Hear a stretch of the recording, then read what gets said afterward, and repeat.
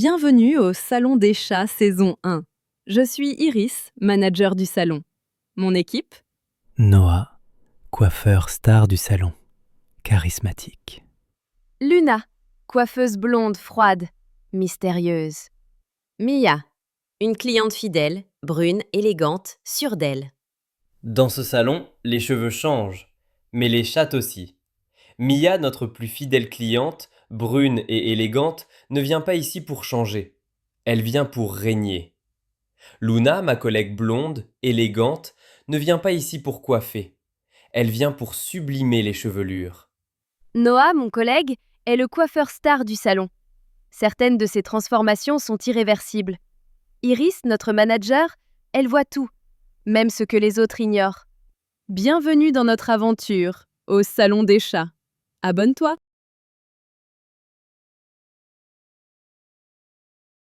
Chaque jeudi, à 18h, Madame Opale vient pour un brushing parfait.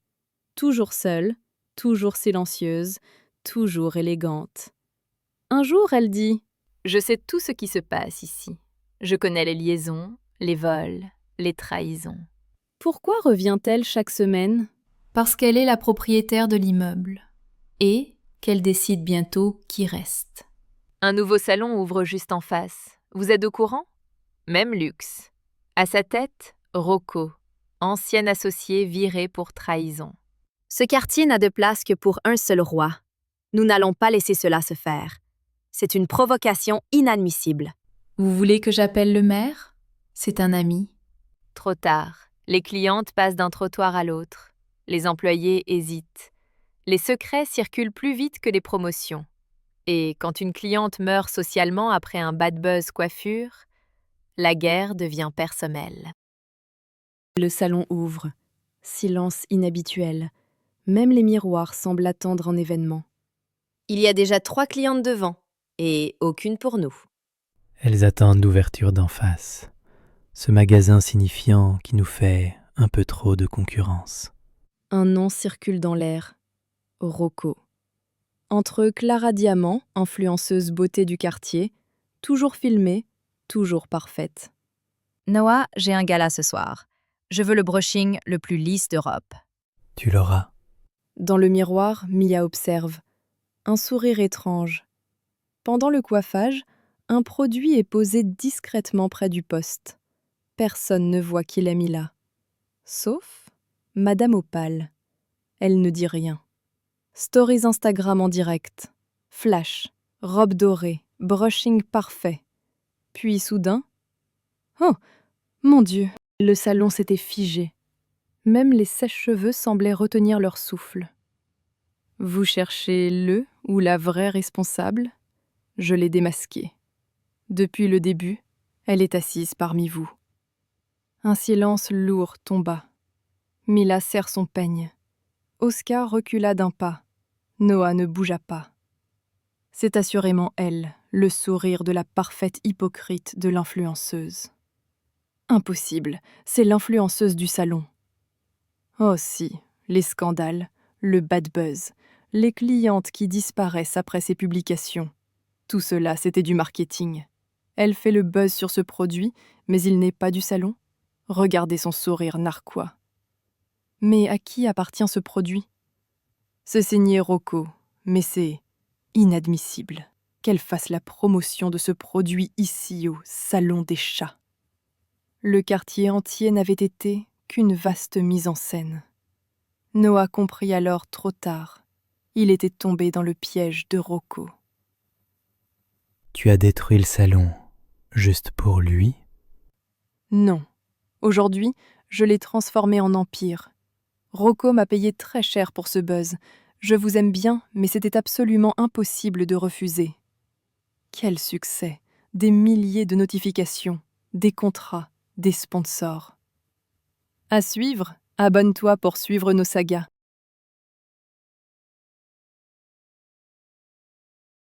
Le stylo de Clara s'arrête une fraction de seconde au-dessus du contrat.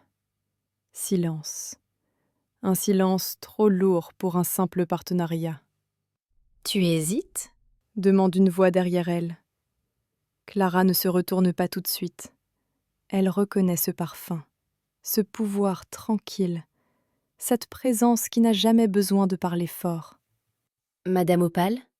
Opale avance lentement, ses talons résonnant comme un verdict. Son regard glisse du contrat au logo Rocco, puis au sourire parfait de Clara. Tu signes vite pour quelqu'un qui cherche le million? Le business n'attend pas les rumeurs et les mythos, c'est du concret. Ce ne sont pas des rumeurs, c'est un piège.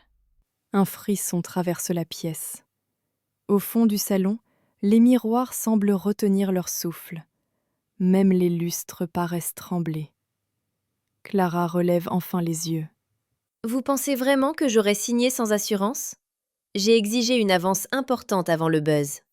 Opale sourit. Un sourire doux, presque maternel, mais dangereux. Non. Je pense que tu es celle qui a été choisie pour porter la faute. Le stylo tombe sur la table. Au même instant, la porte du salon s'ouvre violemment. Noah entra. Le produit, celui signé Rocco, il vient d'être retiré du marché. Scandale sanitaire, plainte collective, et devinez quel nom apparaît partout sur les contrats d'influence. Tous les regards se tournent vers Clara. Elle ne bouge plus. Puis, lentement, elle sourit. Un sourire différent, plus froid, presque victorieux. Parfait. Il a osé m'utiliser pour vendre un produit dangereux. Alors, la vraie partie commence. À suivre. Les notifications continuaient de vibrer dans tout le salon, comme un orage invisible. Personne ne parlait. Même les miroirs semblaient détourner le regard. Noah fixa Clara, pas avec de la colère, avec quelque chose de pire, de la déception. Bien, tout ça, c'était calculé. Absolument. Dans ce monde, on ne brille pas sans brûler quelqu'un. Mila laissa tomber son peigne. Le bruit résonna comme une sentence. Et nous? On était quoi pour toi? Des dommages collatéraux, élégants. Au même instant, la porte du salon s'ouvrit lentement. Silhouette sombre, costume impeccable, regard froid. Rocco. Il entra sans un mot, observant chaque visage comme s'il comptait déjà ses victoires. Magnifique mise en scène, Clara. Le quartier entier parle de nous. Le quartier entier parle de toi, tu veux dire. Rocco s'approcha, presque tendre. Non, Noah. De la fin d'une époque et du début d'un empire. Silence. Puis une voix inattendue s'éleva derrière eux. Calme, posée, incontestable. Un empire bâti sur un mensonge, en si peu de temps, ne tient jamais très longtemps. Tous se retournèrent. Madame Opale venait d'avancer d'un pas. Son regard n'était plus celui d'une cliente discrète, mais celui d'une propriétaire qui reprend ce qui lui appartient. Elle posa doucement un dossier sur la table, puis elle releva les yeux vers Rocco. Contrat falsifié, publicité dissimulée, produit non déclaré. Puis elle releva les yeux vers Rocco. Et surtout, tentative de prise de contrôle illégale de mon immeuble d'en face. Le sourire de Rocco vacilla, pour la première fois. Clara blêmit. Je le savais depuis le premier jour que les contrats étaient faux. Soudain, les alarmes retentissent. Rocco et Clara sont arrêtés. Noah savoure enfin ce retournement de situation. Abonne-toi pour découvrir la suite.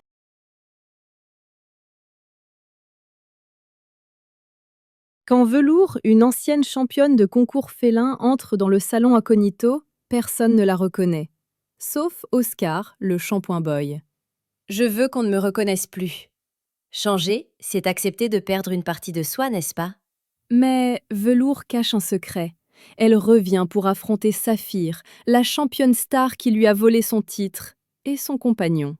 Pour moi aujourd'hui, chaque coup de ciseau devient une revanche. Chaque brushing, une déclaration de guerre.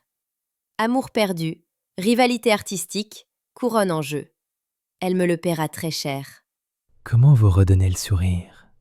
Une transformation?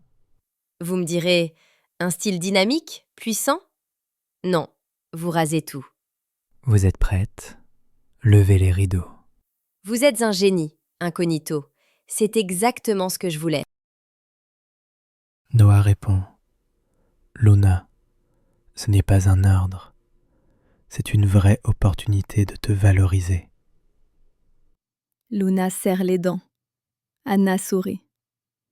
Intéressant. Je vois que même ici, le pouvoir se négocie.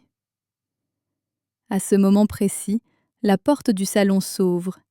Iris murmure. C'est qui, lui? Noah se retourne, surpris. Kairo. Kai s'avance progressivement. On m'a dit que tu cherchais du renfort, Noah. Le salon se tait. Mia regarde Kairo. Anna aussi. Une story Instagram apparaît. Le meilleur coiffeur du quartier? On va voir. Kairo déjà tagué au salon avec Noah. Mais qui a bien pu déjà faire ça? Quelques jours plus tard, Kairo, mannequin coiffeur, intègre le salon. Rebondissement.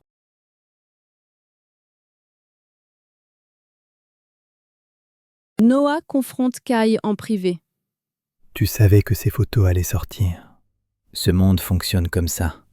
Si tu veux rester au sommet, tu dois accepter d'être observé. Pourquoi es-tu vraiment ici? Parce que ce salon est une vitrine et que tu n'es pas le seul à vouloir le contrôler. Pendant ce temps, Mia rencontre Anna en secret. Vous saviez que Kai voulait entrer dans ce salon? Demande Anna. Mia hésite. Je savais qu'il voulait prendre la place de quelqu'un. De Noah? Le salon est plein. Caméras, clientes, influenceuses. Kai annonce devant tout le monde. À partir d'aujourd'hui, je lance mon propre concept dans ce salon et certaines clientes me suivront. Silence. Noah regarde Mia. Mia regarde Kai. Anna regarde tout le monde. Un post Instagram apparaît. Le salon des chats va changer de roi. Quelques jours plus tard, Kai devient la sensation du salon. Les clientes le demandent, les réseaux s'enflamment. Mia n'en peut plus. Depuis quand tu recrutes des mannequins au lieu de coiffeurs? Lance-t-elle à Noah. Vous travaillez souvent avec des femmes influentes? Demande-t-elle. Seulement avec celles qui savent ce qu'elles veulent. Dès l'ouverture du salon, quelque chose a changé. Les regards ne cherchent plus Noah. Ils glissent. Ils s'arrêtent. Sur Kai. C'est lui que j'ai vu sur Instagram. Je veux le nouveau. On m'a dit qu'il avait des mains particulières. La réception est débordée. Iris n'a même plus besoin de demander. Avec qui? La réponse tombe toujours la même. Kai. Noah observe la scène à distance. Il sourit, mais son sourire est tendu. Kai travaille lentement. Il touche les cheveux comme on touche une promesse. Il parle peu. Il écoute beaucoup. Les clientes se détendent. Elles se confient. Elles rayonnent en sortant. Les réseaux explosent. Story après story. Avant/après. Regard flatteur. Main tatouée en gros plan. Je n'ai jamais été aussi bien coiffée. C'est qui ce coiffeur? Je ne veux plus que lui. Mia regarde son planning se vider. C'est une blague? Non, répond Iris. Elles ont toutes demandé Kai. Mia serre la mâchoire. Ça fait des années que je suis ici et je n'ai jamais vu ça. Les clientes aiment le renouveau. Anna arrive au salon. Regard calculateur, talons assurés. Je veux Kai. Anna, je m'occupe de vous. Elle sourit. Non, aujourd'hui, j'ai envie de nouveautés. Installons-nous, ma chère. Vous savez que vous faites de l'ombre à votre patron? L'ombre n'existe que là où il y a de la lumière. Le soir même, un message privé tombe sur le téléphone de Noah et Kai. Week-end à la montagne, chalet privé, discrétion absolue. Signé Anna. Après l'acceptation de l'invitation d'Anna, il est 6h40. Pas de foule, pas de bruit. Seulement le cuir, le verre et le silence feutré des riches qui n'ont jamais fait la queue. Kai arrive le premier, manteau long, sac discret, regard calme. Une voix derrière lui. Toujours à l'heure, c'est rare. Anna, lunettes noires, tailleur crème, parfum qui reste une seconde de trop. Elle s'approche, trop près pour un simple bonjour. Merci d'avoir accepté, Kai. C'est très professionnel. Bien sûr. Vous avez un style à craquer, un talent fou.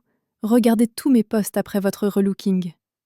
Je suis ravi, vraiment impressionnant. Vous êtes magnifique. Un assistant prend leurs affaires. Personne d'autre n'est là. Où est Noah? Retardé, il nous rejoindra plus tard. Mensonge ou demi-vérité? Kai ne relève pas. Il marche côte à côte vers le jet. Anna pose brièvement sa main sur son bras. Vous voyagez souvent ainsi, avec si peu d'affaires? Non, cela dépend des circonstances. Vous avez votre maillot? Nous ferons une escapade aux Maldives. Non, vous ne me l'avez pas spécifié. Tant mieux. Les premières fois sont toujours mémorables. Le jet privé. À l'intérieur, tout est calme. Bois clair, champagne déjà servi, plaid en cachemire. Anna s'installe face à Kai, trop détendue pour être innocente. Vous êtes différent des autres coiffeurs. Différent comment? Vous observez avant d'agir. Vous savez ce que veulent les femmes riches, Kai? Être écouté. Être désiré, sans être demandé. Kai se lève, fait mine d'attraper une bouteille, se penche légèrement, juste assez. Il ajuste son col. Ses doigts frôlent volontairement les siens en servant le champagne. Vous testez toujours vos collaborateurs? Seulement ceux qui m'intriguent. Vous m'excusez, j'ai un message. Le jet vibre légèrement en prenant de l'altitude. La ville disparaît sous les nuages. Vous permettez une bise pour vous remercier? Cheveux détachés, Anna a un grand sourire. Le téléphone d'Anna s'allume. Elle jette un œil à l'écran. Son sourire disparaît en une fraction de seconde. Kai le remarque. Un problème? Non. Disons que quelqu'un sait exactement où nous sommes. Kai détourne le regard vers le hublot pour écrire un post Instagram. Chaud d'altitude. Un nouveau message arrive. Cette fois, elle ne sourit plus du tout.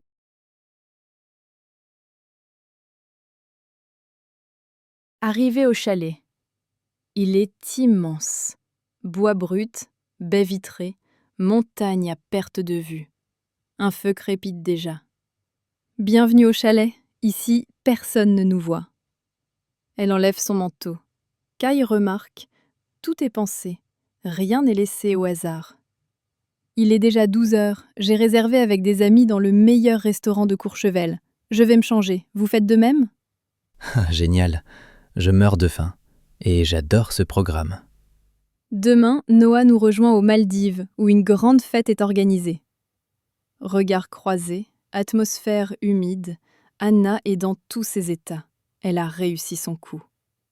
Arrivée au restaurant, où toutes et tous les amis d'Anna les attendent.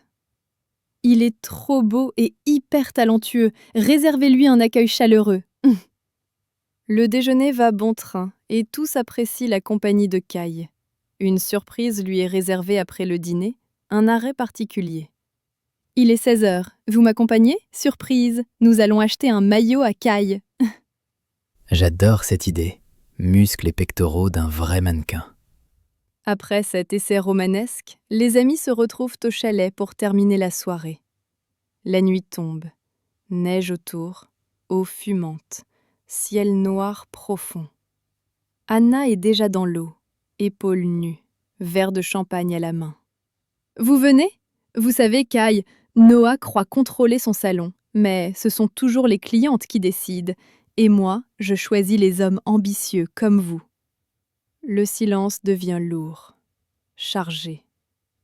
Le matin suivant, lumière blanche, café et petit-déj servis sur la terrasse. Soudain, on sonne à la porte. Anna n'attend personne. Vous pouvez aller ouvrir, Kai? Ah, c'est Noah.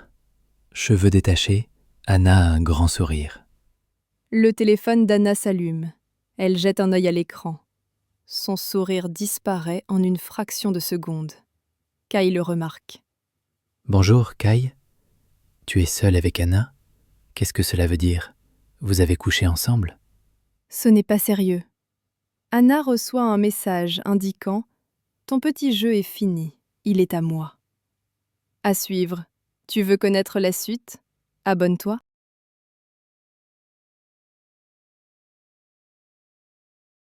Anna, elle, ne bouge plus. Le téléphone tremble légèrement dans sa main. « Ton petit jeu est fini, il est à moi ». Ces mots résonnent comme une condamnation. Tu comptes m'expliquer? Anna, que se passe-t-il? Depuis 2 jours, tu ne réponds plus. Te voici seule avec Kai et nous étions invités tous les deux. Tu réitères ton petit jeu? La voix de Noah est basse, trop calme. Kai comprend immédiatement. Ce n'est pas seulement une histoire de jalousie, c'est une guerre plus ancienne. Anna relève lentement les yeux. Son regard n'est plus séducteur, il est stratégique. Ce n'est pas ce que tu crois. Alors dis-moi ce que je dois croire. Car depuis des semaines, depuis que Kai est arrivé, tout ressemble à une mise en scène. Le mot « mise en scène » frappe Kai, comme un écho du scandale du salon. Des manipulations, des alliances cachées. La vérité fissure la surface. Anna ferme les yeux une seconde. Quand elle les rouvre, la douceur a disparu. Tu voulais un empire, Noah. Moi aussi. Mais on ne gagne jamais seul. Kai sent qu'une information lui échappe. Quelque chose de bien plus grand que lui. Ce message. Ton petit jeu est fini, il est à moi. Il vient de qui? Anna hésite. Pour la première fois, elle a peur. Un nom interdit. Noah comprend avant même qu'elle parle. Son visage pâlit. Non, pas elle. Anna murmure. « Madame Opale, venez, relaxons-nous dans le jacuzzi. » Le feu crépite plus fort, comme si le chalet lui-même réagissait. Coup de théâtre. 1 heure plus tard, une voiture s'arrête devant le chalet. Phare dans la neige, moteur qui s'éteint. 3 coups secs à la porte. Personne ne respire. Kai se tourne lentement vers l'entrée. Noah murmure. Si elle est ici, alors tout ce qu'on croyait terminé ne faisait que commencer. La poignée tourne, la porte s'ouvre, et une voix calme traverse l'air glacé. Bonjour, mes enfants. On va enfin parler de ce qui m'appartient. À suivre. Abonne-toi.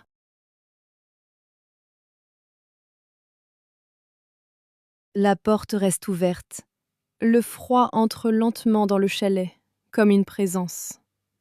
Madame Opale avance d'un pas mesuré, ni pressée, ni surprise, comme si tout était déjà écrit. Ses yeux se posent d'abord sur Noah, puis sur Anna, enfin sur Kai, qu'elle observe plus longtemps que les autres.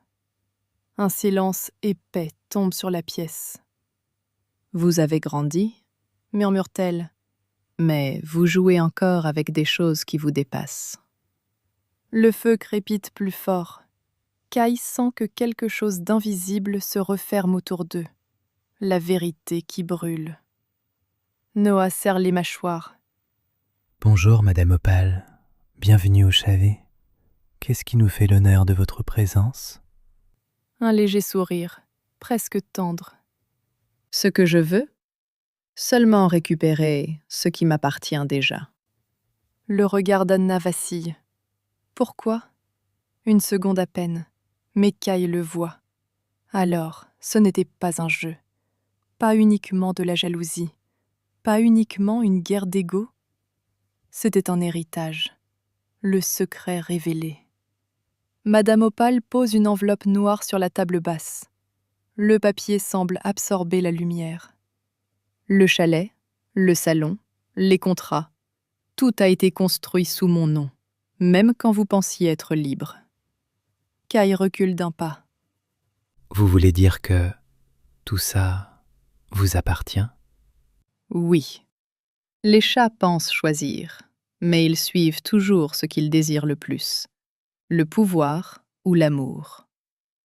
Silence. Noah comprend. Ce qu'il comprend le terrifie. Anna, depuis le début, tu travaillais avec elle? Non, depuis le début, j'essayais de nous en libérer. La fracture. Le monde semble s'arrêter. Kai murmure. Alors, le message, il est à moi. Ce n'était pas Noah, c'était toi, Kai. Le cœur de Kai se fige. Madame Opale incline légèrement la tête. Certaines héritent d'un empire, d'autres d'une dette. Tu as 2 chemins, Anna. Reprendre ce qui te revient ou le détruire pour être enfin libre. Le silence retombe dans le chalet, plus lourd que la neige dehors. Anna ne regarde plus personne. Ses doigts sont immobiles sur le verre encore tiède, comme si le temps venait de s'arrêter pour elle seule. Madame Opale, debout près de la porte, murmure enfin. Dis-leur. Noah fronce les sourcils. Kai retient son souffle. Anna ferme les yeux une seconde. Quand elle les rouvre, il n'y a plus de fuite possible. Je ne suis pas seulement liée à elle. Je suis sa fille. Le mot tombe dans la pièce comme une fissure dans la glace. Noah recula d'un pas. Kai reste figé. Tout s'aligne soudain. Les silences, les manipulations, les regards trop calmes. Ce n'était pas une guerre extérieure. C'était une histoire de sang. Tout ce que j'ai construit, je l'ai fait pour toi. L'empire immobilier que tu diriges à merveille. Les salons, le pouvoir. Tout peut être à toi, Anna. Le regard d'Anna glisse vers Noah, puis vers Kai, puis revient vers sa mère. Tu veux que je choisisse? Non. Je veux que tu comprennes le prix. Noah avance d'un pas, incapable de rester immobile. Anna, tu n'as pas besoin de cet empire. On peut partir, tout recommencer. Sa voix n'est plus celle d'un homme puissant, juste celle d'un homme qui a peur de perdre. Kai, lui, ne parle pas. Mais ses yeux disent la même chose. Reste. Pour la première fois, Anna tremble. Pas de peur, de vérité. Toute ma vie, j'ai cru que le pouvoir me protégerait, que posséder empêcherait de souffrir. Mais toi, tu as tout, et tu es seule. Alors choisis maintenant. Un mot, une décision, une vie entière. Je choisis de ne plus hériter de ta solitude. Je choisis l'amour. Silence absolu. Elle prend la main de Noah, simplement, sans théâtre. Non, je perds ce qui ne m'appartenait pas. Peut-être que tu es plus forte que moi. Un long silence. Puis, contre toute attente, Madame Opale sourit. Un sourire triste, mais vrai. Elle se tourne vers la porte. Et certainement que c'est ça, le véritable héritage. Dans le chalet, il ne reste plus que 3 cœurs qui battent trop vite, mais libres. Et une vérité que personne n'oubliera. On peut hériter d'un empire. Cependant, on ne peut construire une vie qu'avec ce qu'on choisit d'aimer. À suivre. La nuit est tombée sur le salon des chats comme un rideau de velours noir. Au bout du quai, un yacht immense respire la lumière, l'or et la musique. Et, au cœur de tout cela, l'anniversaire de Luna. Elle n'a plus rien de discrète ce soir, elle règne. Sur le pont supérieur du yacht, la musique pulse doucement. Les lumières dorées dansent sur la mer Noire. Luna tient sa coupe de champagne, entourée de ses amis. Ce soir, aucune ombre. Pas de Noah, pas de Kai. Juste vous, mes meilleurs amis. Et la nuit. Laissez-vous prendre en photo et montez. Ton yacht est irréel, Luna. On dirait que la mer elle-même fête ton anniversaire. Ensuite, patiente de voir la surprise. Tout le monde en ville parle de mon défilé secret. Ah bon? Mais quel défilé secret? Celui que personne n'a encore vu en personne, mais qui sublime si bien. Le jeune couturier? Oui, on dit qu'il ne crée que pour une seule élue à la fois. La musique ralentit soudain. Les projecteurs s'éteignent, puis un faisceau blanc s'allume au centre du pont. Un podium de verre apparaît, comme sorti de l'ombre. Voix mystérieuse. Firmin le couturier. Les amis échangent des regards brûlants d'excitation. Une silhouette avance. Robe spectaculaire, rouge profond, éclat d'or liquide. Chaque pas semble suspendre le temps. Mesdames et messieurs, bienvenue au premier défilé Firmin né au milieu de la mer. Les amis échangent des regards brûlants d'excitation. Une silhouette avance. Robe spectaculaire, éclat d'or liquide, signé Firmin. Chaque pas semble suspendre le temps. Ce défilé est irréel. Elle marche littéralement sur l'eau. Les robes sont fabuleuses. Regarde, c'est Firmin le couturier. Il est trop beau. Je craque complètement.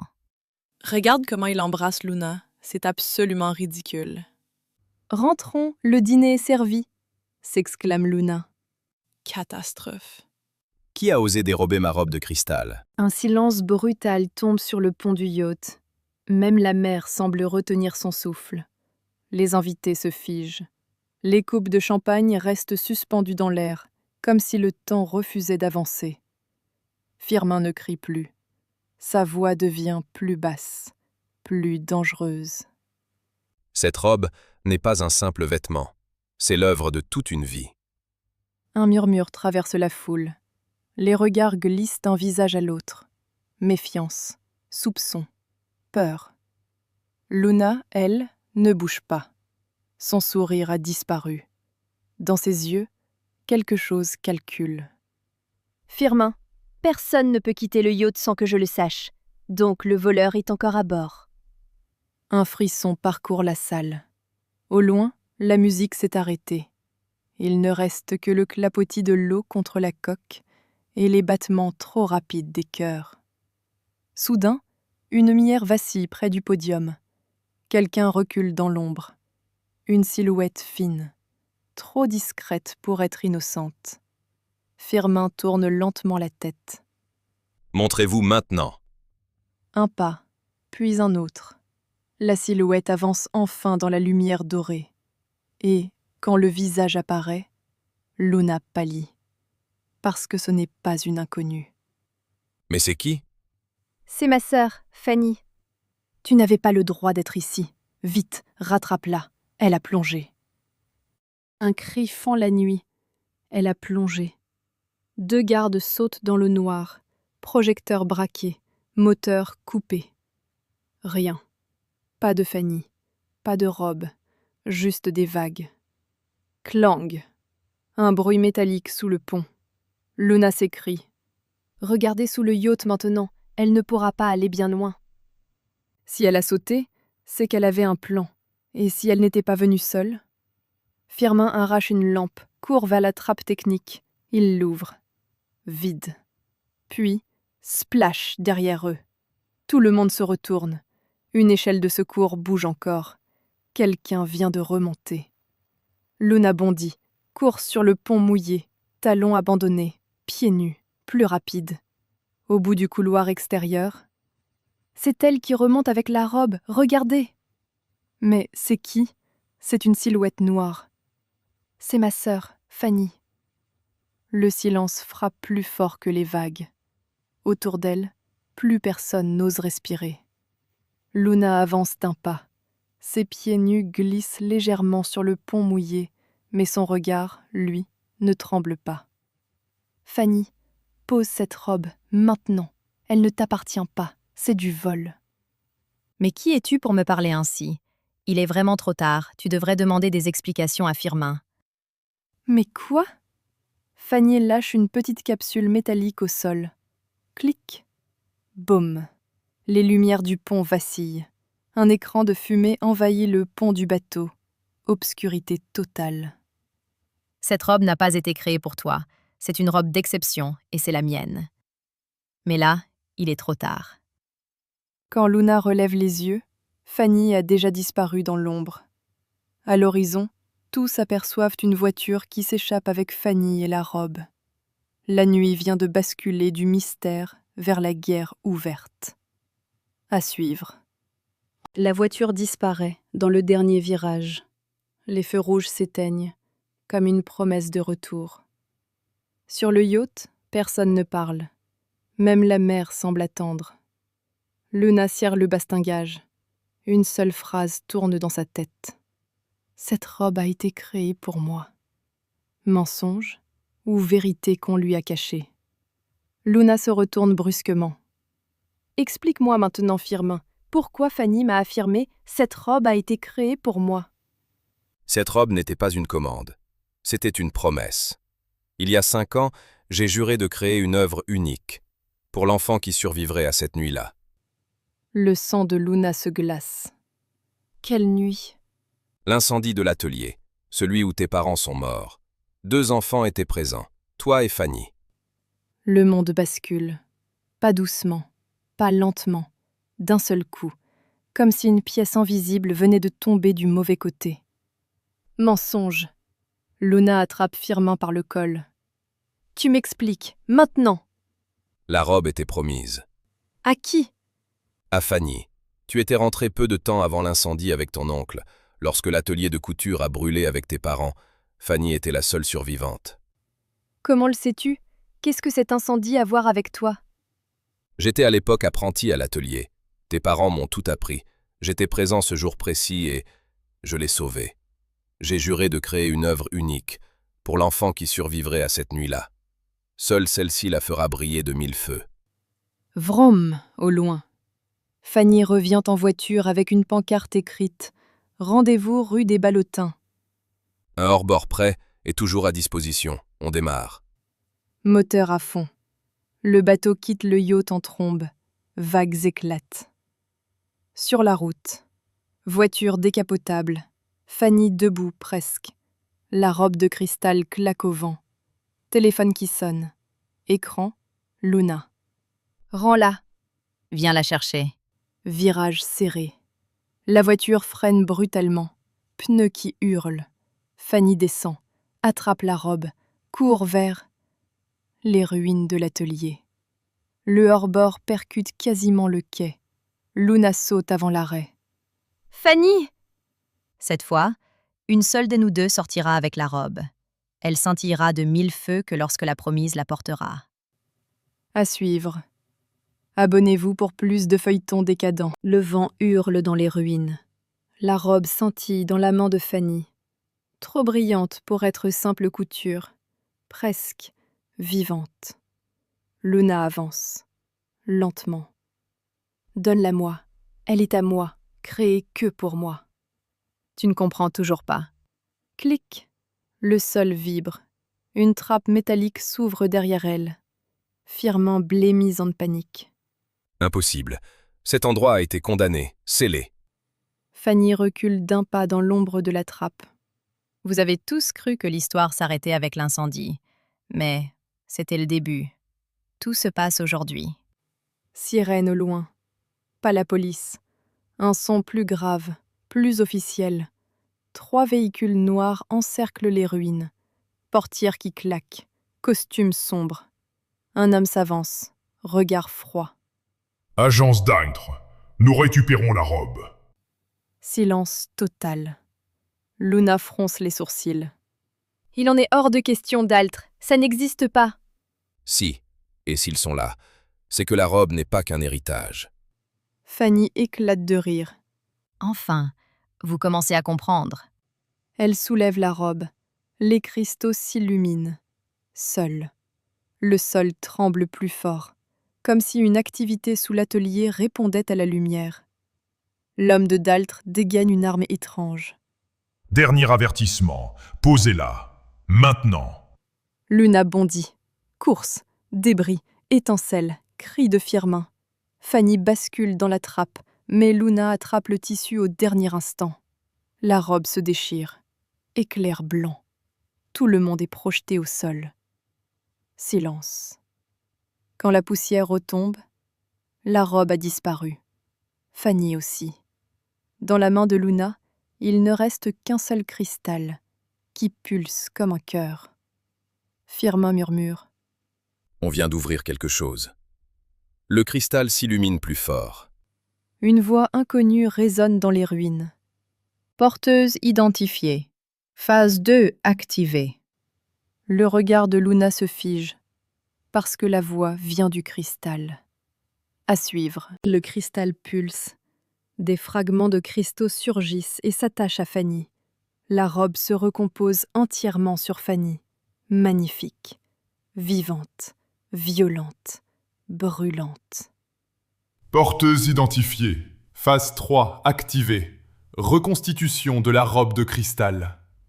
Luna reste figée, mais comprend que cette robe ne lui est pas destinée. Firmin explique. Ce n'était pas une question d'héritage. C'était une question de vérité. La vraie identité de la robe est validée, et c'est bien Fanny après l'incendie. Je suis retourné au sous-sol de l'atelier par cette trappe secrète, et j'y ai découvert une boîte portant mon nom. Dans la boîte, il avait noté « Celle qui portera cette robe sera celle qui aura survécu. L'une des 2 enfants sera l'élue. C'est ta mission. » Luna est stupéfaite par tant de vérité le soir même de son anniversaire. Ne t'inquiète pas, Luna. Une nouvelle création t'attend dans mon atelier. Fanny recule d'un pas dans l'ombre de la trappe qui se referme et disparaît. La robe s'illumine d'un éclat aveuglant.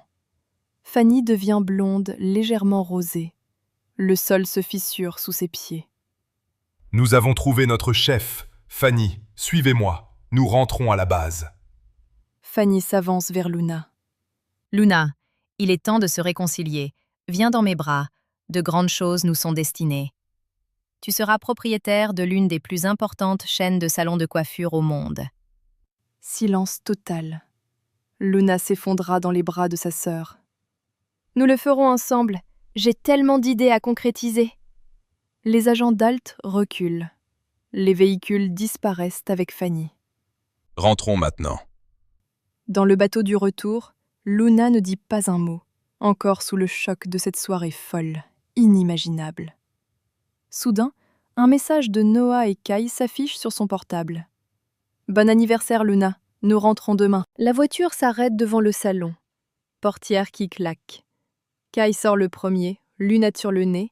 Noah referme le coffre. Anna reste immobile une seconde, comme si elle calculait encore quelque chose.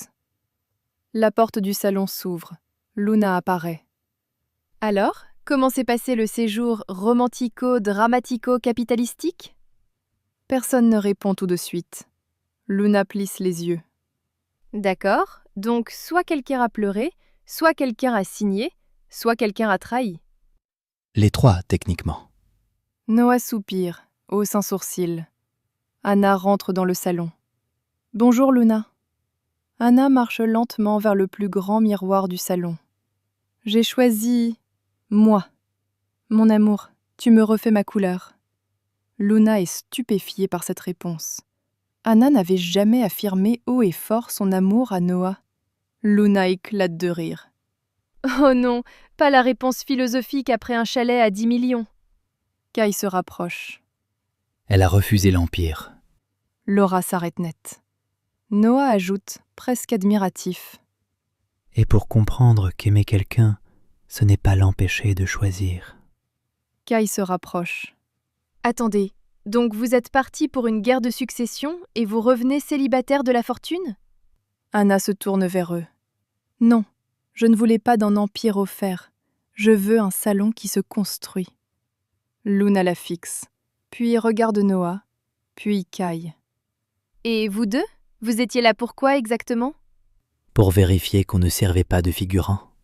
Et pour comprendre qu'aimer quelqu'un, ce n'est pas l'empêcher de choisir. Un silence. Puis Luna applaudit. Magnifique, sublime, inspirant. Mais j'ai une vraie question. Vous avez au moins profité du jacuzzi ? Éclat de rire général. À suivre. Dans le plus grand secret, Madame Opal contacte et convoque Luna à son bureau.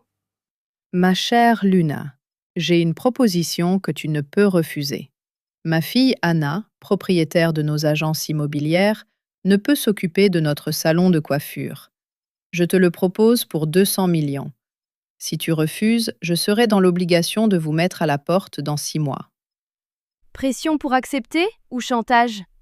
Réfléchis bien avant de répondre, Luna. Ce que vous me proposez n'est pas un cadeau.